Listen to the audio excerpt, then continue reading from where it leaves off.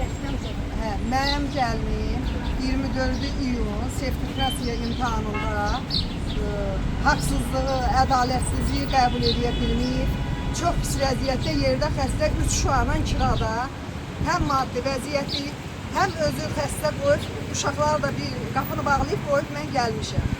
Mənim gəlinimin vəziyyəti çox pisdir. Mən prezidentimizdən, Mehriban Əliyevadan haqq, ədalət istəyirəm. Bu cavan müəllimlərimiz üçün, həm mənim gəlinim üçün haqlı, ədalətli qərar istəyirəm. Onlardan xahiş edirəm artıq dərəcədə.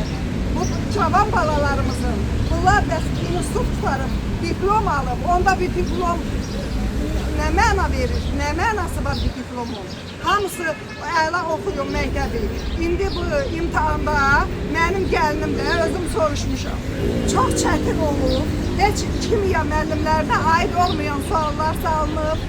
Çox çətin suallar salınıb. Nətərdir? Çox bəyənilməzdir də, bəyənilməz suallar.